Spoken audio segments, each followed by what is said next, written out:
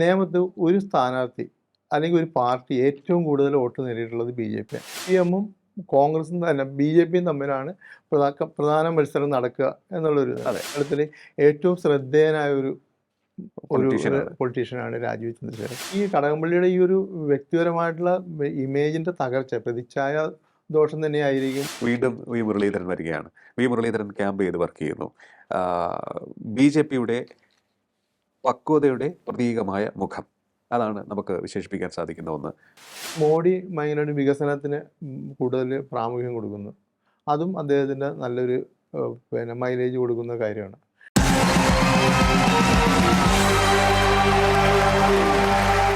നമസ്കാരം, വോട്ടേഴ്സ് ചോയ്സിലേക്ക് സ്വാഗതം.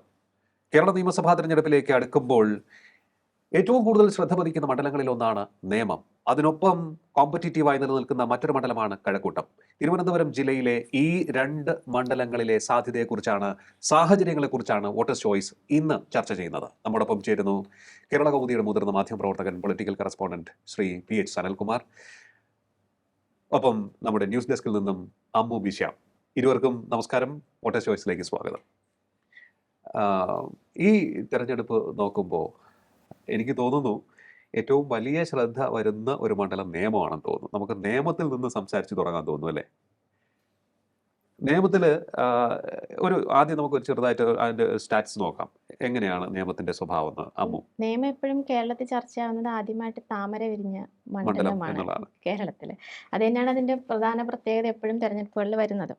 ഇതിൽ നമ്മൾ കണക്കുകൾ നോക്കിക്കഴിഞ്ഞാൽ 1957 നിയമ നിയോജക മണ്ഡലം അന്ന് തിരുവനന്തപുരം ഈസ്റ്റ് എന്ന പേരിലായിരുന്നു. ആ സമയത്ത് വന്ന സമയത്ത് CPI സ്ഥാനാർത്ഥിയായ M സദാശിവനാണ് അന്ന് നേമത്ത് ആദ്യമായി വിജയിച്ചത്. അദ്ദേഹമായിരുന്നു.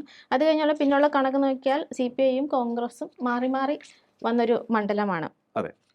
91 CPIയുടെ വിജയ് തങ്കപ്പനായിരുന്നു അവിടെ മത്സരിച്ച് ജയിച്ചത്.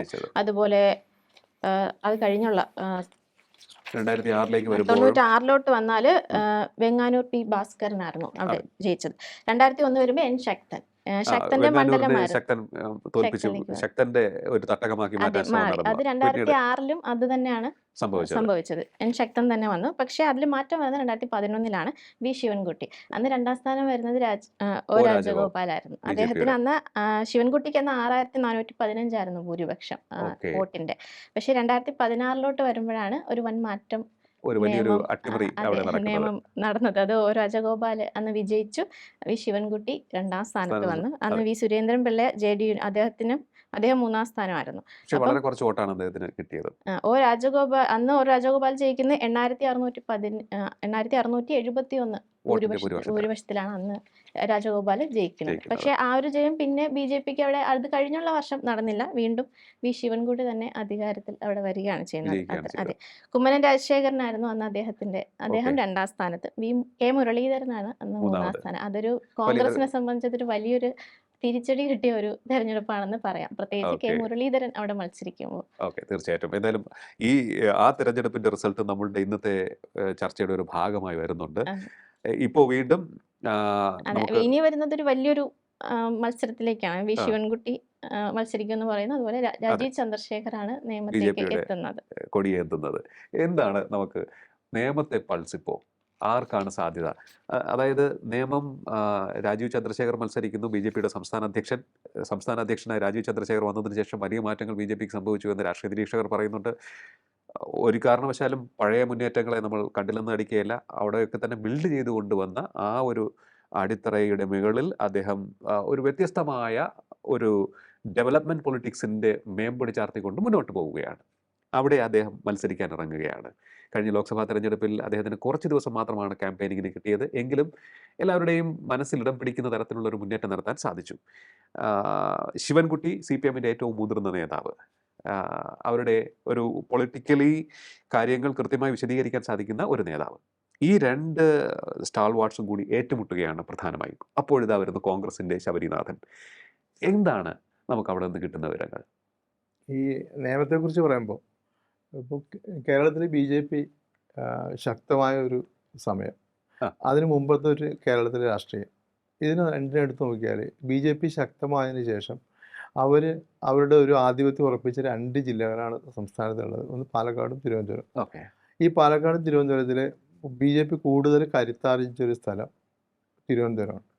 ഇപ്പോൾ കഴിഞ്ഞ ലോക്സഭ ഇലക്ഷൻ, അതിനു മുമ്പത്തെ ലോക്സഭ ഇലക്ഷൻ, അപ്പോൾ മുതലാണ് BJP ശക്തമാകുന്നത്. ഇപ്പോൾ കഴിഞ്ഞ തദ്ദേശ ഇലക്ഷൻ, നിയമസഭാ ഇലക്ഷൻ, ഇതൊക്കെ വെച്ച് നമ്മൾ നോക്കിയാൽ ഈ തിരുവനന്തപുരത്ത് 4 നിയമസഭാ മണ്ഡലങ്ങളിൽ BJP വ്യക്തമായ ഒരു മുന്നേറ്റം നടത്തിയിട്ടുണ്ട്. ഓക്കെ. അങ്ങനെ മുന്നേറ്റം നടത്തിയ 4 മണ്ഡലങ്ങളിൽ ഒന്നാം സ്ഥാനത്ത് നിൽക്കുന്ന മണ്ഡലമാണ് നേമം. ഈ നേമം പഴയ തിരുവനന്തപുരം ഈസ്റ്റ്. പക്ഷേ തിരുവനന്തപുരം ഈസ്റ്റും അതിൻ്റെ രാഷ്ട്രീയ ചരിത്രവും അപ്രസക്തമാണ് ഇപ്പോൾ. കാരണം BJP കരുത്താർജിച്ചതിന് ശേഷം പഴയ രാഷ്ട്രീയ ചിത്രങ്ങൾക്ക് വലിയ വിലയൊന്നുമില്ല. കാരണം അന്ന് പിന്നെ കോൺഗ്രസ് ജയിച്ചു അല്ലെങ്കിൽ CPM ജയിച്ചു എന്നൊക്കെ പറയുന്നതിൽ വലിയ കാര്യമില്ല. കാരണം രാഷ്ട്രീയം മാറി, രാഷ്ട്രീയ സാഹചര്യങ്ങൾ മാറി, സമൂഹം മാറി, സാമ്പത്തിക അവസ്ഥ മാറി, എല്ലാം മാറി. അപ്പോൾ ഈ സാഹചര്യത്തിൽ BJP കേന്ദ്രത്തിൽ തുടർച്ചയായിട്ട് അധികാരം നേടുന്ന ഒരു സാഹചര്യത്തിൽ കേരളത്തിൽ ആ ഒരു പ്രതീക്ഷ, രാഷ്ട്രീയ പ്രതീക്ഷ നിലനിൽക്കുന്ന ഒരു സാഹചര്യത്തിലാണ് BJP കേരളത്തിൽ വളരുന്നത്. ആ ഒരു പശ്ചാത്തലത്തിലാണ് നമ്മൾ നേമം മണ്ഡലത്തിലെ സാധ്യതകൾ നോക്കുന്നത്. അതെ. അപ്പോൾ നേമത്ത് BJP വളരെ കരുത്തറിയിച്ച് നിൽക്കുകയാണ്. അതോടൊപ്പം നമുക്ക് പറയാവുന്ന ഒരു കാര്യം, ഈ ഒരു മണ്ഡലത്തിലെ സാധ്യതകൾ എങ്ങനെയാണ് നമ്മൾ നോക്കുക. അതെ. എനിക്ക് തോന്നുന്നത് ഒരു 3 സാധ്യതകൾ നോക്കാം. ഒന്ന്, BJP അവിടുത്തെ രാഷ്ട്രീയ സാഹചര്യം. 2, അവിടുത്തെ ഡാറ്റ. 3, അവിടെ മത്സരിക്കുന്ന സ്ഥാനാർത്ഥികളുടെ വ്യക്തിപ്രഭവം. ഈ 3 സാഹചര്യം വെച്ച് നോക്കിയാൽ നമ്മൾ നേമത്തെ പരിശോധിച്ചാൽ നേമത്ത് ഒരു സ്ഥാനാർത്ഥി അല്ലെങ്കിൽ ഒരു പാർട്ടി ഏറ്റവും കൂടുതൽ വോട്ട് നേടിയിട്ടുള്ളത് BJP-ആണ്. അവിടെ BJP 2024 ഇലക്ഷനിൽ 61,000 വോട്ട് നേടി. അപ്പം നേമത്ത് ഇപ്പോൾ ശരിക്കും ഇപ്പോഴത്തെ വോട്ടർ പട്ടിക വെച്ച് നോക്കിയാൽ നേമത്ത് 1,70,70,000 വോട്ടാണ്. ഈ 1,70,70,000 വോട്ടിൽ ഇലക്ഷൻ കമ്മീഷൻ പറയുന്നത് പരമാവധി പോളിംഗ് നടന്നാൽ 80% നടന്നാൽ പോലും 1,36,000 വോട്ടായിരിക്കും വരിക. ഈ അവിടെ ഒരു ത്രികോണ മത്സരമാണ് നടക്കുന്നതെങ്കിൽ ഒരു 50,000-ലേറെ വോട്ട് നേടുന്ന ഒരു പ്രസ്ഥാനത്തിന് വിജയിക്കാൻ പറ്റും. പക്ഷേ BJP 61,000 വോട്ടാണ്. അതും ഈ രാജീവ് ചന്ദ്രശേഖർ തന്നെയാണ് അവിടെ 61,000 വോട്ട് നേടിയിട്ടുള്ളത് കഴിഞ്ഞ ലോക്സഭാ തെരഞ്ഞെടുപ്പിൽ. ഈ മണ്ഡലം വെച്ച് നോക്കുമ്പോൾ ആ മണ്ഡലത്തിൽ തന്നെയാണ് ഇയാൾ മത്സരിക്കുന്നത്. അപ്പോൾ ആ ഒരു അപ്പർ ഹാൻഡ് രാജീവ് ചന്ദ്രശേഖരന് ഇപ്പോൾ തുടക്കത്തിലേ ഉണ്ട്. പിന്നെ രണ്ടാമത്തത് ഈ ശിവൻകുട്ടി ആണ് CPM കാൻഡിഡേറ്റ്. ഈ CPM-ന് അവിടെ പരമാവധി കിട്ടിയിട്ടുള്ളത് 55,000 വോട്ടാണ്. അത് കഴിഞ്ഞ നിയമസഭാ ഇലക്ഷനാണ് കിട്ടിയത്. അവിടെ കോൺഗ്രസിന് പരമാവധി കിട്ടിയിട്ടുള്ളത് 39,000 വോട്ടാണ്. അപ്പോൾ ഈ ഒരു സാഹചര്യം വെച്ച് നോക്കിയാൽ അവിടെ ഈ CPM-ഉം കോൺഗ്രസും തന്നെ BJP-യും തമ്മിലാണ് പ്രധാന മത്സരം നടക്കുക എന്നുള്ളൊരു. അതോടൊപ്പം ഈ മൂന്നാമത്തെ കോൺഗ്രസിൻ്റെ സ്ഥാനാർത്ഥിയുടെ പ്രസൻസ് ഈ ഇലക്ഷനിലെ വിധിയെ എങ്ങനെ ബാധിക്കും എന്നുള്ളതാണ് വേറൊരു ക്വസ്റ്റ്യൻ. അപ്പോൾ ഇത് വെച്ച് നോക്കുമ്പോൾ കഴിഞ്ഞ തദ്ദേശ ഇലക്ഷനിൽ വെച്ച് നോക്കിയാൽ തദ്ദേശ ഇലക്ഷനിൽ അവിടെ ഏതാണ്ട് 23 വാർഡുകളാണ് കോർപ്പറേഷൻ വാർഡുകൾ ഉൾപ്പെടുന്ന ഈ നിയമം എന്ന് പറയുന്നത്. അവിടെ ഏതാണ്ട് 17 വാർഡിലും BJP ജയിച്ച. 23-ൽ 17 BJP-ആണ് ജയിച്ചത്. അവിടെ കോൺഗ്രസ് ജയിച്ചത് ഒരേ ഒരു വാർഡിലാണ്. അപ്പോൾ ആ ഒരു സാഹചര്യം വെച്ച് നോക്കിയാലും ഈ കണക്കുകളെല്ലാം കറക്റ്റാണ്. കഴിഞ്ഞ ഒരു 15 വർഷത്തെ ഡാറ്റ എടുത്ത് നോക്കിയാൽ ആ ഡാറ്റ വെച്ച് നോക്കിയാൽ BJP-ക്ക് ഒരു അപ്പർ ഹാൻഡ് ഉണ്ട്. ഈ 2021 ഇലക്ഷൻ ഒഴിച്ചാൽ BJP-ക്ക് അപ്പർ ഹാൻഡ് അവിടെ നിലനിർത്തിക്കൊണ്ട് പോകുന്ന ഒരു മണ്ഡലമാണ്. പിന്നെ രാഷ്ട്രീയ സാഹചര്യം, സംഘടനാ വലിപ്പം നോക്കിയാൽ CPM-ഉം BJP ആയിട്ട് ഒപ്പത്തിനൊപ്പം നിൽക്കുന്ന പോലത്തെ ഒരു സാഹചര്യമാണ്. CPM-ന് സംഘടനാ ശക്തി അവിടെ ഉണ്ട്. അതോടൊപ്പം തന്നെ BJP-ക്കും സംഘടനാ ശക്തിയുണ്ട്. കോൺഗ്രസ് ദുർബലമാണ്. വ്യക്തിപ്രഭവമാണ്. പിന്നെ ഈ ഇതിനകത്ത് വെച്ച് നോക്കുമ്പോൾ വ്യക്തിപ്രഭവമാണ് അവിടുത്തെ ഇലക്ഷനെ നിർണ്ണയിക്കാൻ സാധ്യതയുള്ള ഒരു ഘടകം. അത് വെച്ച് നോക്കിയാൽ ശിവൻകുട്ടി സംസ്ഥാന മന്ത്രിയാണ്. സംസ്ഥാനത്തെ മന്ത്രിമാരിൽ വളരെ കഴിവ് തെളിയിച്ചൊരു മന്ത്രിയാണ് ശിവൻകുട്ടി. കഴിഞ്ഞ യുവജനോത്സവങ്ങളും ഒക്കെ നന്നായിട്ട് നടത്തി. SLC പരീക്ഷ നന്നായിട്ട് നടത്തി. അതുപോലെ തന്നെ പിന്നെ ഈ പാഠപുസ്തക അച്ചടിയിലൊക്കെ പുള്ളി അങ്ങനെ ഷൈൻ ചെയ്ത് നിൽക്കുന്ന ഒരു മന്ത്രിയാണ്. പിന്നെ എല്ലായിടത്തും ഓടിയെത്തുന്ന, അസുഖമാണെങ്കിലും ഒക്കെ ഓടിയെത്തുന്ന ഒരു ഇമേജുള്ള ഒരു മന്ത്രിയാണ് ശിവൻകുട്ടി. അദ്ദേഹത്തിനെതിരെ വരുന്നത് എനിക്ക് തോന്നുന്നു അനാരോഗ്യം മാത്രമേ. അതേസമയം രാജീവ് ചന്ദ്രശേഖർ ആണെങ്കിൽ ഇന്നിപ്പോൾ കേരളത്തിലെ ഏറ്റവും ശ്രദ്ധേയനായ ഒരു പൊളിറ്റീഷ്യനാണ് രാജീവ് ചന്ദ്രശേഖർ. കാരണം അത് അദ്ദേഹത്തിൻ്റെ വിദ്യാഭ്യാസ നിലവാരം, അദ്ദേഹം കേന്ദ്രമന്ത്രിയായിരുന്നു, അദ്ദേഹം സമ്പന്നനാണ്, അദ്ദേഹം ഇന്ത്യയിൽ 25 നല്ല ബിസിനസ്സുകാരിൽ ഒരാളാണ്, അദ്ദേഹം ഒരു M.Tech ബിരുദധാരിയാണ്, ഇന്റൽ എന്നുള്ള കമ്പനിയിൽ ഇന്റലിൻ്റെ ചിപ്പ് കണ്ടുപിടിച്ച ടീമിലുണ്ടായിരുന്ന ഒരു ആളാണ്. ഇങ്ങനെ പല പല വിശേഷണങ്ങൾ ഈ രാജീവ് ചന്ദ്രശേഖരനുണ്ട്. ടെക്നോക്രാറ്റ് അങ്ങനെ ഒരു ഇമേജ് ഈ രാജീവ് ചന്ദ്രശേഖരനുണ്ട്. ആ ഒരു ഇമേജ് 3 കാൻഡിഡേറ്റ് വെച്ച് നോക്കിയാൽ ഏറ്റവും കൂടുതലുള്ള അദ്ദേഹത്തിനാണ്. പിന്നെ ഈ ഒരു നമ്മൾ പതിവ് രാഷ്ട്രീയ മോഹങ്ങളുണ്ട്. അതായത് എല്ലാത്തിനെയും എതിർക്കുന്ന, വർഗീയതയെക്കുറിച്ച് സംസാരിക്കുന്ന, ഈ എല്ലാ ഇതിനെയും വിമർശനത്തോടെ കാണുന്ന അങ്ങനത്തെ ഒരു പൊളിറ്റീഷ്യനും മാറി ഒരു ന്യൂജൻ പൊളിറ്റീഷ്യനാണ് ഈ രാജീവ് ചന്ദ്രശേഖർ. പക്ഷേ ചെറുപ്പക്കാരനാണെങ്കിലും ശബരിനാഥ് അതോടൊപ്പം നിൽക്കുന്ന ഒരു നമ്മുടെ തിരുവനന്തപുരം CIT-ന്ന് എഞ്ചിനീയറിംഗ് പാസ്സായ ടാറ്റ കമ്പനിയിൽ ഇലക്ട്രിക് എഞ്ചിനീയറായിട്ട് വർക്ക് ചെയ്ത ഒരാളാണ് ശബരിനാഥൻ. അദ്ദേഹത്തിന് നല്ല കുടുംബ പശ്ചാത്തലം, നല്ല പാരമ്പര്യമൊക്കെ ഉണ്ട്. ശിവൻകുട്ടിയാണെങ്കിൽ ഇവിടെ പഞ്ചായത്ത് മെമ്പറായി, പഞ്ചായത്ത് പ്രസിഡൻ്റായി, ജില്ലാ പഞ്ചായത്ത് മെമ്പറായി, തിരുവനന്തപുരം കോർപ്പറേഷൻ കണ്ട ഏറ്റവും നല്ല മേയറായി ഒക്കെ വന്ന ഒരാളാണ്. MLA ആയും ഒക്കെ ഷൈൻ ചെയ്ത ഇവിടെ നിറഞ്ഞു നിൽക്കുന്ന ഒരു വ്യക്തിത്വം. അതെ.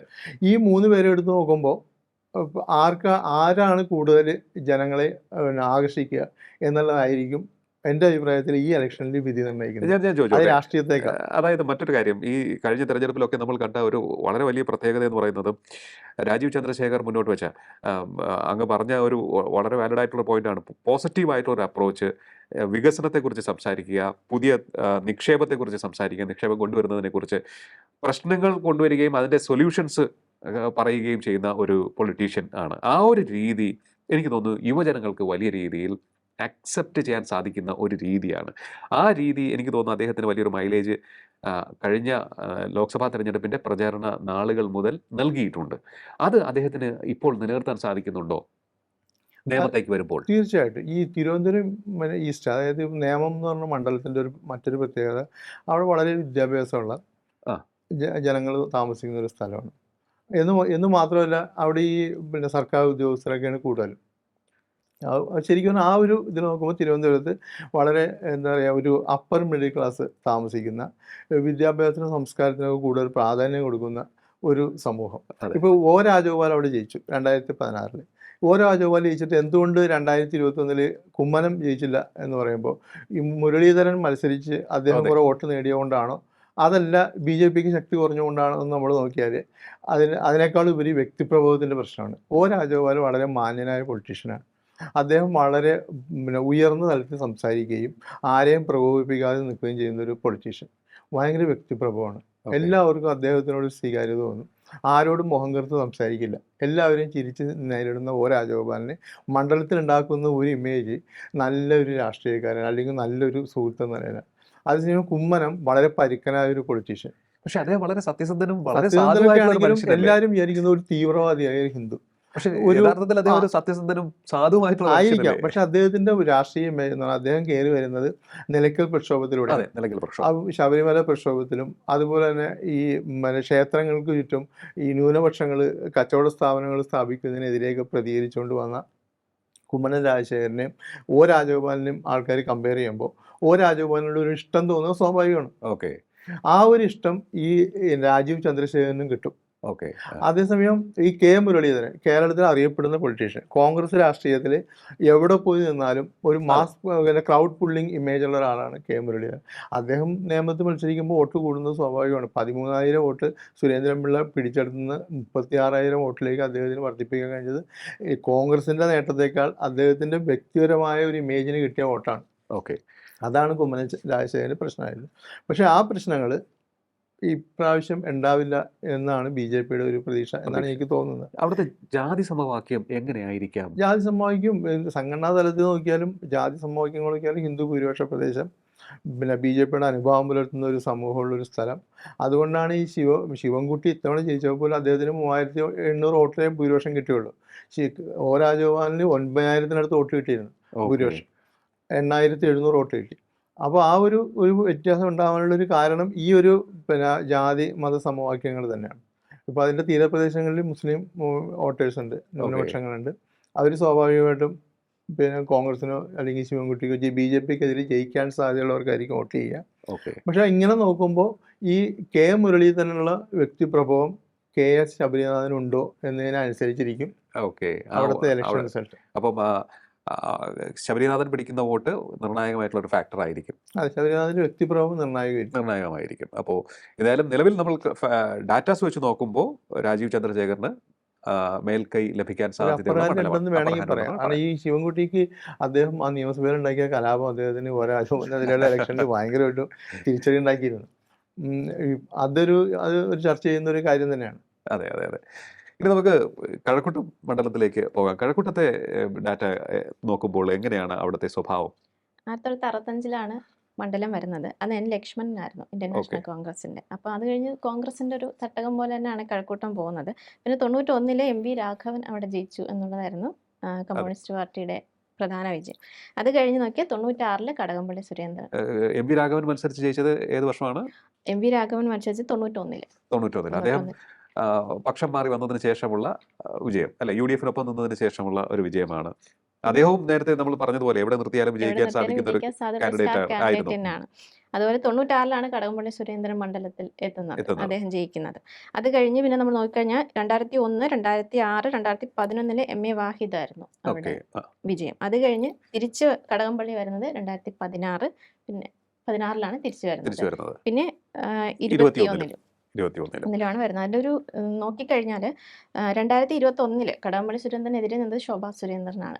ഇപ്പോഴത്തെ BJPയുടെ പ്രധാന സ്റ്റാർ കാൻഡിഡേറ്റ് ആണ്. പാലക്കാട് ആണ് ശോഭ. ഇപ്പോൾ ശോഭാ സുരേന്ദ്രൻ മോശമായിരുന്നില്ല. കാര്യം 40,000 അടുപ്പിച്ച് വോട്ടുകൾ ശോഭ നേടിയിട്ടുണ്ട്. ശോഭ സുരേന്ദ്രൻ നിൽക്കുന്ന മണ്ഡലങ്ങളിലെല്ലാം ശോഭ കഴിവ് തെളിയിക്കുന്ന ഒരു സ്ഥാനാർത്ഥി തന്നെയാണ് BJPക്ക്.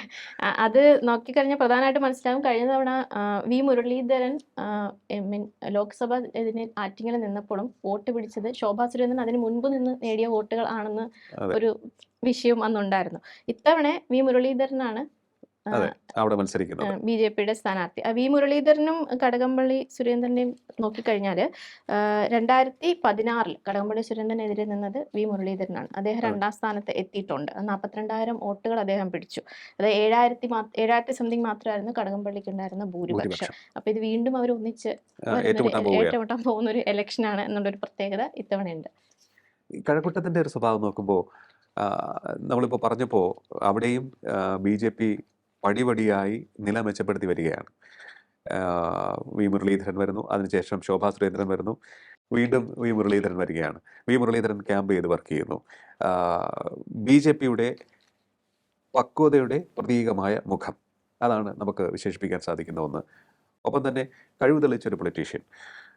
മറുവശത്ത് നോക്കുമ്പോൾ കടകംപള്ളി സുരേന്ദ്രനാണ് ഒരു യങ് ടർക്കായി വരുന്നു, യുവ തുർക്കിയായി വന്ന് അവിടെ പിടിച്ചടക്കുന്നു, പിന്നീട് തോൽക്കുന്നു, കാലിടറുന്നു, വീണ്ടും തിരികെ വരുന്നു. അദ്ദേഹം അവിടെ ഒരു ബേസ് ഉണ്ടാക്കുന്നു അതിനുശേഷം. പക്ഷേ കുറേയേറെ ആരോപണങ്ങൾ അദ്ദേഹത്തിനെതിരെ വരുന്നു.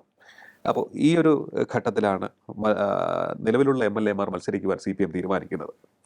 ഇപ്പോൾ അദ്ദേഹത്തിന് അവിടെ സീറ്റ് കിട്ടുന്നു. ഇടയ്ക്ക് മത്സരിക്കാൻ ഉണ്ടാകുമോ എന്ന് പോലും സംശയം ഉണ്ടായിരുന്നു. എങ്ങനെയാണ് കാണുന്നത് ഈ കഴക്കൂട്ടം മണ്ഡലം? ഒരു കോൺഗ്രസിൻ്റെ ഒരു വളരെ ഉറച്ചൊരു മണ്ഡലമായിരുന്നു. ഇപ്പോൾ എം വി രാഘവൻ മത്സരിച്ചു എന്ന് പറയുന്നത്, എം വി രാഘവൻ അന്ന് UDF ഐക്യമുന്നണിയിലേക്ക് വന്നപ്പോൾ അദ്ദേഹത്തിനൊരു ഉറച്ച സീറ്റ് കൊടുക്കണം എന്ന് കരുണാകരൻ തീരുമാനിക്കുകയും അപ്പോൾ തിരുവനന്തപുരത്ത് ഏറ്റവും വിശ്വസ്തമായ അവർക്ക് ഉറപ്പുള്ള ഒരു സീറ്റ് എന്ന നിലയിലാണ് കഴക്കൂട്ടം അന്ന് എം വി രാഘവന് കൊടുക്കുകയും അദ്ദേഹം ജയിക്കുകയും ചെയ്തത്. പക്ഷേ ഈ കഴക്കൂട്ടം അല്ല ഇപ്പോഴത്തെ കഴക്കൂട്ടം. ആ കഴക്കൂട്ടത്തിൽ പല പഞ്ചായത്തുകളൊക്കെ മാറ്റി ഇതൊക്കെ മണ്ഡലത്തിൻ്റെ ചിത്രം തന്നെ പോയി. പഴയ കഴക്കൂട്ടം ആ ടൗൺ മാത്രമാണ് ഇപ്പോൾ പുതിയ കഴക്കൂട്ടത്തിലുള്ളത്. ബാക്കി ഇപ്പുറത്ത് നഗരത്തിലെ കുറേ ഡിവിഷനുകളും ഉള്ളൂര് മുതൽ പട്ടണത്തിനിപ്പുറം ഉള്ള സ്ഥലം വരെ ഉൾപ്പെടുത്തിയാണ് ഈ പുതിയ കഴക്കൂട്ടം മണ്ഡലം ഉള്ളത്. ആ കഴക്കൂട്ടം മണ്ഡലത്തിൽ 28 കോർപ്പറേഷൻ വാർഡുകളുണ്ട്. അതിനകത്ത് കഴിഞ്ഞ തദ്ദേശ ഇലക്ഷനിൽ 14 പിടിച്ച് BJP കരുത്ത് തെളിയിച്ച് മുന്നോട്ട് പോവുകയാണ്. കോൺഗ്രസ് പഴയ ഒരു ശക്തി ഈ പുതിയ കഴക്കൂട്ടം മണ്ഡലത്തിലില്ല. കാരണം അവർക്കൊരു 30,000 മുകളിൽ വോട്ട് ഒരു ഇലക്ഷനിലും പിടിക്കാൻ പറ്റിയിട്ടില്ല അവിടെ. കഴിഞ്ഞ ലോക്സഭാ ഇലക്ഷനിൽ ശശി തരൂർ ജയിച്ചപ്പോൾ പോലും BJPക്ക് പിന്നിൽ 2ാം സ്ഥാനമായിരുന്നു ഈ കഴക്കൂട്ടം മണ്ഡലത്തിൽ. അപ്പോൾ കഴക്കൂട്ടം ആ തരത്തിലൊരു BJP ഒരു കരുത്ത് തെളിയിച്ച് മുന്നോട്ട് പോകുന്നു. അത് തന്നെയാണ് വി മുരളീധരൻ മത്സരിക്കുമ്പോൾ അദ്ദേഹത്തിൻ്റെ പ്രതീക്ഷയും. പക്ഷെ നമ്മൾ മണ്ഡലം എടുത്തു നോക്കിയാൽ ഈ അവിടുത്തെ ഒരു ജാതി സമവാക്യങ്ങൾ BJPക്ക് അത്ര അനുകൂലമല്ല. കാരണം ന്യൂനപക്ഷങ്ങൾ കൂടുതലുള്ള ഒരു സ്ഥലം. അവിടെ തീരദേശങ്ങളിൽ ന്യൂനപക്ഷങ്ങളുണ്ട്. കഴക്കൂട്ടം ടൗണിൽ ന്യൂനപക്ഷം വോട്ടുണ്ട്. അവരാരും BJPയെ പിന്തുണക്കുന്നില്ല. അപ്പം പക്ഷേ BJPക്ക് ഇത്തവണയുള്ള ഏറ്റവും വലിയ പ്രതീക്ഷ ഈ നമ്മൾ നേരത്തെ പറഞ്ഞ പോലെ രാഷ്ട്രീയം, ഡാറ്റ ഇതിനേക്കാൾക്കുപരി വ്യക്തിപരമായിട്ടുള്ള ഇമേജുകളാണ്. ഇപ്പോൾ അവിടെ മത്സരിക്കുന്ന 3 കാൻഡിഡേറ്റ്സിനെ എടുത്താൽ വി മുരളീധരൻ മുൻ കേന്ദ്രമന്ത്രി, ഇതുവരെ രാഷ്ട്രീയത്തിൽ ഒരു അഴിമതിയുടെ കറയും തന്നിട്ടില്ല. അദ്ദേഹം നെഹ്റു യുവകേന്ദ്രയുടെ കൺവീനറൊക്കെ ആയിരുന്നു. അദ്ദേഹം പല പദവികൾ വഹിച്ചിട്ടുണ്ട്. പക്ഷെ ഒരു പദവിയിലും അദ്ദേഹത്തിന് ഒരു അഴിമതിയുടെ പ്രതിച്ഛായയില്ല. അദ്ദേഹം അങ്ങനത്തെ ഒരു വിവാദങ്ങളിലും അകപ്പെട്ടിട്ടില്ല. ശരിയാണ്. അതേസമയം മറ്റ് 2 കാൻഡിഡേറ്റ്സ്, ഒന്ന് കടകംപള്ളി സുരേന്ദ്രൻ. കടകംപള്ളി സുരേന്ദ്രൻ ഒരു കാലത്ത് ഇവിടെ ഭയങ്കര CPMന്റെ നേതാവായിരുന്നെങ്കിലും ഇപ്പോൾ അഴിമതിയിലും ആരോപണങ്ങളിലൊക്കെ മുങ്ങി എല്ലാ ഇമേജും പോയി നിൽക്കുന്ന ഒരു സമയം. അതെ. അതുകൊണ്ട് തന്നെ അദ്ദേഹം ഇത്തവണ മത്സരിക്കുമെന്ന് ഒരു കാര്യം വിചാരിച്ചില്ല. എന്നിട്ടും അദ്ദേഹം അവിടെ മത്സരിക്കും. അപ്പോൾ അദ്ദേഹം മത്സരിക്കുമ്പോൾ അദ്ദേഹം നേരിടുന്നത് മുരളീധരനേക്കാൾ സ്വന്തം ഇമേജിന്റെ Yes. കുഴപ്പമാണ് അദ്ദേഹം ഇപ്പോൾ നേരിടുന്നത്. നേരിട്ടുകൊണ്ടിരിക്കുന്നത്. അതിൽ നിന്ന് അദ്ദേഹം എത്ര വോട്ട് പിടിക്കുമെന്ന് പറയാൻ പറ്റില്ല. അദ്ദേഹത്തിന് ഒരു ജാതി ആനുകൂല്യവും ഒരു സമുദായ ആനുകൂല്യവും ഒരു രാഷ്ട്രീയ ആനുകൂല്യവും സഹായിക്കാൻ സാധ്യതയില്ല. അതുകൊണ്ട് തന്നെയാണ് ഈ കഴക്കൂട്ടത്ത് കഴിഞ്ഞ പ്രാവശ്യം കോർപ്പറേഷനിലും കഴക്കൂട്ടം ഡിവിഷനിലും നല്ലപോലെ, അതായത് 27 മണ്ഡലങ്ങളിൽ ഏതാണ്ട് 18 പിടിച്ചിരുന്ന CPMന് ഇത്തവണ 8 മണ്ഡലങ്ങൾ മാത്രമേ ജയിക്കാൻ പറ്റിയിട്ടുള്ളൂ. അത്രയും പിന്നിലേക്ക് പോയി. അത്രയും പിന്നിലേക്ക് പോയി. അതെല്ലാം ഇപ്രാവശ്യം മാനേജ് ചെയ്യുന്നത് കടകംപള്ളി സുരേന്ദ്രനായിരുന്നു. ഓ. അദ്ദേഹത്തിനുള്ള വ്യക്തിപരമായി പാർട്ടിക്കാർക്ക് തന്നെയുള്ള വിദ്വേഷമാണ് അവിടെ പാർട്ടി തോക്കാനും അങ്ങനെ ഈ കോർപ്പറേഷൻ ഭരണം തന്നെ നഷ്ടപ്പെടാനും സാഹചര്യമാക്കിയത്. നിലവിലും ആ ഒരു സാഹചര്യം ഉണ്ടെന്നാണ് ഞാൻ ഉണ്ട്. കേൾക്കുന്നത്. പിന്നെ ആകെ ഇലക്ഷൻ നടന്നിട്ട് 3 മാസമായിട്ടുള്ളൂ. അപ്പോൾ ആ ഒരു രാഷ്ട്രീയ സാഹചര്യം അല്ലെങ്കിൽ സാമൂഹിക സാഹചര്യം ഒരു മാറ്റം ഉണ്ടായിട്ടില്ല അവിടെ. കാരണം അവർ ഫ്രസ്ട്രേറ്റഡ് ആണ്. അവർ മറ്റ് സ്ഥാനാർത്ഥികളാണ് പ്രതീക്ഷിച്ചത്. ഇടതുപക്ഷത്തെ അതെ. പ്രവർത്തകരൊക്കെ തന്നെ അവരത് പ്രകടിപ്പിക്കുന്നുണ്ട്. നമ്മൾ രഹസ്യമായി സംസാരിക്കുമ്പോഴൊക്കെ തന്നെ അവർ പറയുന്നത് മറ്റൊരു സ്ഥാനാർത്ഥി ആകാമായിരുന്നു, എങ്ങനെ ഞങ്ങൾക്ക് വോട്ട് ചോദിക്കാൻ സാധിക്കുമെന്ന് ചിലരൊക്കെ നേരിട്ട് പറഞ്ഞ കാര്യമാണ്. എനിക്ക് ജനങ്ങൾ അത് എത്രത്തോളം ആ കാര്യങ്ങളൊക്കെ തന്നെ മനസ്സിൽ കൊണ്ട് നടക്കുന്നതെന്ന് അറിയില്ല. പക്ഷെ പ്രവർത്തകരുടെ മനസ്സിൽ അതുണ്ട്. അവർക്കൊരു ജാള്യതയുണ്ട്. അപ്പോൾ അത് ഈ കഴക്കൂട്ടം ഇലക്ഷനിൽ ഇത്തവണ ബാധിക്കും. ഒരു പ്രശ്നമാണ്. കാരണം വികസനമോ അല്ലെങ്കിൽ സർക്കാരിൻ്റെ പ്രതിച്ഛായോ അല്ലെങ്കിൽ ഭരണവിരുദ്ധ വികാരമോ അതിനേക്കാളൊക്കെ ഉപരി ഈ ഇപ്പം ശബരിമല സ്വർണ്ണ കൊള്ള കേസ്, അതെ. അതിൽ ഈ കടകംപള്ളിയുടെ പേര് ഉയർന്നു വന്നത്, അദ്ദേഹം രക്ഷപ്പെടാൻ വേണ്ടി ശ്രമിച്ചത്, അങ്ങനെയുള്ള പ്രശ്നങ്ങളെല്ലാം ഇത്തവണ അവിടെ ഇലക്ഷനിൽ ചർച്ചയായിക്കൊണ്ടിരിക്കും. പിന്നെ കോൺഗ്രസിൻ്റെ കാൻഡിഡേറ്റ് ശരത്ചന്ദ്ര പ്രസാദ്. അതെ. അദ്ദേഹം ഒരു കാലത്ത് വളരെ എന്താണ് ഈ സ്റ്റാർ ലീഡറൊക്കെ ആയിരുന്നെങ്കിലും കുറേ കാലമായിട്ട് അദ്ദേഹം പൊതുചിത്രങ്ങളിൽ വളരെ അതെ, മാറി നിൽക്കുകയാണ്. മാറി നിൽക്കുന്ന ഒരു സാഹചര്യം. ഇത്തവണ അദ്ദേഹം വീണ്ടും തിരിച്ചു വരാൻ ശ്രമിക്കുകയാണ്. അപ്പോൾ ഇപ്പോൾ കോൺഗ്രസ് ആണെങ്കിൽ സംഘടനാപരമായിട്ട് ഭയങ്കര ദുർബലമാണ്. പിന്നെ അദ്ദേഹത്തിൻ്റെ സ്വന്തം വ്യക്തിപരമായ ബന്ധങ്ങളും പഴയ ഇമേജൊക്കെ വെച്ച് വേണം അദ്ദേഹം ഫൈറ്റ് അത് ചെയ്യാൻ. വീണ്ടും ഫൈറ്റ് ചെയ്തെടുക്കണം. അപ്പോൾ ആ ഒരു സാഹചര്യം പിന്നെ മറ്റ് സ്ഥാനാർത്ഥികളെ എങ്ങനെ ബാധിക്കും എന്നതിനനുസരിച്ചിരിക്കും. ഓക്കെ. അപ്പോൾ ഈ കടകംപള്ളിയുടെ ഈ ഒരു വ്യക്തിപരമായിട്ടുള്ള ഇമേജിൻ്റെ തകർച്ച, പ്രതിച്ഛായ ദോഷം തന്നെയായിരിക്കും ഈ കഴക്കൂട്ടം നിയമസഭാ ഇലക്ഷനിൽ പ്രധാന ചർച്ചാ വിഷയമാകുന്നതും അവിടുത്തെ വിധി നിർണ്ണയിക്കാനും സാധ്യത. ഈ BJPയുടെ വോട്ട് ഇൻടാക്റ്റായി മുരളീധരന് പോൾ ചെയ്യപ്പെടുകയും ബാക്കിയുള്ള വോട്ടുകൾ എനിക്ക് തോന്നുന്നു കോൺഗ്രസും അല്ലെങ്കിൽ UDFും LDFും പങ്കിട്ടെടുക്കുന്ന ഒരു സാഹചര്യം ഉണ്ടാകും എന്ന് തോന്നുന്നു. അങ്ങനെ ആയിരിക്കുമോ? അതായത് ഇതുവരെ കിട്ടിക്കൊണ്ടിരിക്കുന്ന വോട്ട് BJPക്ക് നഷ്ടമാകില്ല. LDFന് അവരുടെ കിട്ടിക്കൊണ്ടിരിക്കുന്ന വോട്ടിൽ ഒരു ശതമാനം അല്ലെങ്കിൽ നിശ്ചിത ശതമാനം നഷ്ടമായി അത് മറുചേരിയിലേക്ക് അങ്ങനെ നമുക്ക് ഒരു ഇലക്ഷനിലും അങ്ങനെ പറയാൻ പറ്റില്ല. കാരണം ഇപ്പം പിന്നെ ഇലക്ഷനിലൊക്കെ പാർട്ടി വോട്ട് എന്ന് പറയുന്നത് വളരെ കുറവായിരിക്കും. ഇപ്പോൾ ഉദാഹരണമായിട്ട് ഇപ്പം ഒരു വിജയിക്കുന്ന കാൻഡിഡേറ്റിന് ഒരു 40% അല്ലെങ്കിൽ 47% വരെയൊക്കെ വോട്ട് കിട്ടിയാലും അവർക്ക് കിട്ടുന്ന പാർട്ടി വോട്ട് എന്ന് പറയുന്നത് 20-22% മാത്രമായിരിക്കും. ബാക്കി കിട്ടുന്ന മുഴുവൻ പോപ്പുലർ വോട്ടാണ്. ഓക്കെ. ഈ പോപ്പുലർ വോട്ട് നിർണ്ണയിക്കുന്നതാണ് പിന്നെ ഈ ഭരണവിരുദ്ധ വികാരമോ അല്ലെങ്കിൽ വ്യക്തിപരമായിട്ടുള്ള ഇമേജോ അല്ലെങ്കിൽ ജാതിയോ അല്ലെങ്കിൽ സാമ്പത്തികമായിട്ടുള്ള മറ്റു താല്പര്യങ്ങളോ അല്ലെങ്കിൽ വികസന അജണ്ടകളോ ഇതൊക്കെ ബാധിക്കുന്നതാണ് ബാക്കി 22 മുതൽ 47 വരെ എത്തിക്കുന്ന ആ ഒരു വോട്ട്. അതെങ്ങനെ നേരിടുന്നു എന്നുള്ളതാണ് പ്രശ്നം. ഈ കൂടുതൽ നാൾ അവിടെ ക്യാമ്പ് ചെയ്ത് വർക്ക് ചെയ്യാൻ സാധിച്ചത് മുരളീധരന് ഗുണം ചെയ്യും. മുരളീധരൻ്റെ ശൈലി എന്ന് പറഞ്ഞാൽ മറ്റ് BJP നേതാക്കളിൽ നിന്ന് വ്യത്യസ്തമായിട്ട് ഇപ്പോൾ രാജീവ് ചന്ദ്രശേഖരൻ ഇലക്ഷൻ കാലത്താണ് നിയമത്ത് വരുന്നതെങ്കിലും മുരളീധരൻ കഴിഞ്ഞ 5 വർഷമായിട്ട് അവിടെ ഉണ്ട്. അപ്പോൾ അദ്ദേഹം ഭയങ്കര ശരിക്കും പറഞ്ഞാൽ ഹാർഡ് വർക്ക് ചെയ്യാണ്. ഓക്കെ. അതിൻ്റെ ഒരു ബലം കിട്ടുമായിരിക്കാം. ഈ കടകംപള്ളിയും അവിടെ ഉണ്ടായിരുന്നു. പക്ഷേ ഈ മുരളീധരൻ എല്ലാ കാര്യങ്ങളിലും ഇടപെടുകയും അദ്ദേഹം അവിടെ തന്നെ താമസിക്കുകയും അദ്ദേഹത്തിൻ്റെ ഒരു ഹോം ഓഫീസ് അവിടെ തുടക്കുകയും പതിവായിട്ട് ഇങ്ങനെ സംഘടനാ പ്രവർത്തനത്തിലും ജനങ്ങളുടെ പ്രശ്നത്തിലൊക്കെ ഇടപെടുന്നത് അദ്ദേഹത്തിന് ഗുണം ചെയ്യും. ഓക്കെ. അത് സംശയമില്ലാത്ത കാര്യം. ഈ നമ്മൾ സംസാരിച്ച 2 മണ്ഡലങ്ങളെ കുറിച്ച് നോക്കുമ്പോൾ രണ്ടിലും BJPയുടെ മുതിർന്ന നേതാക്കളാണ്. ഒന്ന് കേന്ദ്രമന്ത്രിമാരാണ്. 2 മുൻ കേന്ദ്രമന്ത്രിമാരാണ്. രാജീവ് ചന്ദ്രശേഖർ വരുന്നു, മുരളീധരൻ വരുന്നു. അപ്പോൾ നേരത്തെ പാർട്ടിയെ നയിച്ചിരുന്നയാളും ഇപ്പോൾ പാർട്ടിയെ നയിക്കുന്നയാളും ഇടയ്ക്കൊക്കെ ചില വർത്തമാനങ്ങൾ കേട്ടിരുന്നു, ശ്രുതികൾ കേട്ടിരുന്നു. പുതിയ നേതൃത്വവും പഴയ നേതൃത്വവും തമ്മിൽ ഒരു കമ്മ്യൂണിക്കേഷൻ ഗ്യാപ്പ് ഉണ്ട് എന്ന്, ഇത് പ്രവർത്തകർക്കിടയിൽ ആശയക്കുഴപ്പം ഉണ്ടാക്കിയിട്ടുണ്ട് എന്ന്, നിലവിൽ അത്തരത്തിലുള്ള സാഹചര്യത്തെ അതിജീവിക്കുവാൻ BJPക്ക് കഴിഞ്ഞിട്ടുണ്ടോ എന്ന് തോന്നുന്നുണ്ടോ അങ്ങേക്ക്? അല്ല, അങ്ങനത്തെ ഒരു പ്രശ്നം ഈ പറയുന്ന രണ്ട് മണ്ഡലങ്ങളിലും ഉണ്ടാവാൻ സാധ്യതയില്ല. ഇല്ല. കാരണം രാജീവ് ചന്ദ്രശേഖരനും ബേസിക്കലി അദ്ദേഹം ഒരു പൊളിറ്റീഷ്യൻ എന്നല്ല. അതുകൊണ്ട് തന്നെ അദ്ദേഹത്തിൻ്റെ മുൻഗാമികളോട് ഒരു വൈരാഗ്യം അല്ലെങ്കിൽ ദേഷ്യമൊന്നും കാണിക്കേണ്ട സാഹചര്യം ഇല്ല. കാരണം അദ്ദേഹത്തിൻ്റെ വാർത്താ സമ്മേളനങ്ങളും അദ്ദേഹത്തിൻ്റെ പിന്നെ പ്രസംഗങ്ങളും എല്ലാം കാര്യമാത്ര പ്രസക്തമാണ്. അദ്ദേഹം ഒരു എന്താ പറയുക, ഒരു ബിസിനസ് സ്ഥാപനത്തിൻ്റെ CEO ഒക്കെ സംസാരിക്കുന്ന പോലെയാണ് സംസാരിക്കുക. അദ്ദേഹം വളരെ കുറച്ച് വാക്കുകൾ ഉപയോഗിക്കുകയും ആ കുറച്ച് വാക്കുകൾ കാര്യങ്ങൾ മാത്രം സംസാരിക്കുകയും ചെയ്യുന്ന ഒരു ശൈലിയാണ്. അതെ. വി മുരളീധരൻ രാഷ്ട്രീയം പറയുമെങ്കിലും അദ്ദേഹം ഇപ്പം പഴയ പോലെ അങ്ങനത്തെ ഒരു പിന്നെ എന്താ പറയുക, സംസ്ഥാന രാഷ്ട്രീയത്തിലെ ഇതിലേക്ക് അധികം ഇടപെടാറില്ല. അദ്ദേഹം പിന്നെ എതിരാളികളെ മാത്രം ഫോക്കസ് ചെയ്തുകൊണ്ടാണ് സംസാരിക്കുന്നത്. അല്ല, അതുകൊണ്ട് അങ്ങനെ ബാധിക്കാൻ സാധ്യത കുറവാണ്. പിന്നെ സംഘടനാ സംവിധാനങ്ങളെ അവർ ഭയങ്കരമായിട്ടും പിടിക്കുന്നുണ്ട്, ഈ വളർത്താൻ ശ്രമിക്കുന്നുണ്ട് വി മുരളീധരൻ. അത് അദ്ദേഹത്തിന് ഗുണം ചെയ്യും. അല്ല, വേറൊരു സംഭവം ഞാൻ ചോദിക്കാൻ ആഗ്രഹിക്കുന്നത്, ഇപ്പോൾ പറഞ്ഞതുപോലെ അതായത് വളരെ മിതമായി സംസാരിക്കുന്നവർ, മാന്യമായി സംസാരിക്കുന്നവർ പൊതുവിൽ പബ്ലിക്കലി വരുമ്പോൾ നമുക്കത് കാണാൻ സാധിക്കുന്നുണ്ട്. പലപ്പോഴും രാജീവ് ചന്ദ്രശേഖർ പറയുന്നത് തൊട്ടടുത്ത സീനിയേഴ്സ് ഉണ്ടെന്നുണ്ടെങ്കിൽ മുരളീധരൻജി പറയൂ അല്ലെങ്കിൽ സുരേന്ദ്രൻജി പറയൂ എന്ന് പറഞ്ഞ് മൈക്ക് അങ്ങോട്ട് കൊടുക്കുന്നതാണ് നമുക്ക് കാണാൻ സാധിക്കുന്നത്. അത് നമുക്ക് കാണാൻ സാധിച്ച ഒരു ചേഞ്ചാണ്. നേരെ മറിച്ച് മറുവശത്തേക്ക് നോക്കുമ്പോൾ മൈക്കിന് വേണ്ടി അടിപിടി കൂടുന്ന നേതാക്കളെ നമ്മൾ പലപ്പോഴും കണ്ടിട്ടുണ്ട്. അതും വിജയിച്ച് നിൽക്കുന്ന സാഹചര്യത്തിൽ പോലും അങ്ങനെ ഒരു മോശം ഇമേജ് UDFിൻ്റെ കാര്യമാണ് ഞാൻ ഉദ്ദേശിച്ചത് കൊടുക്കുമ്പോഴാണ് ഇവിടെ ഷെയറിങ്ങിൻ്റെ ഒരു കാര്യം വരുന്നത്. എനിക്കൊന്ന് തുടക്കത്തിലെ അതാണ് ഞാൻ ചോദിച്ചത്, ആ ഒരു ആശയക്കുഴപ്പത്തെ എനിക്ക് തോന്നുന്നു അവർക്ക് അതിജീവിക്കാൻ സാധിച്ചു എന്നാണ് തോന്നുന്നത്. ആദ്യത്തെ തുടക്കത്തിൽ ഒരു കമ്മ്യൂണിക്കേഷൻ ഗ്യാപ്പ് ഉള്ളതായി കേട്ടു. അപ്പോൾ അതിനെല്ലാം അതിജീവിക്കാൻ സാധിച്ചു എന്ന് തോന്നുന്നു. ഇപ്പോൾ എല്ലാവരും ഒറ്റക്കെട്ടാണെന്ന് തോന്നുന്നു അല്ലേ? കേന്ദ്ര നേതൃത്വം ത്തിൻ്റെ ഒരു ഇടപെടൽ കൂടി എങ്ങനെയുണ്ടാകും ഈ ഇലക്ഷൻ ക്യാമ്പയിനിങ് കാലയളവിൽ?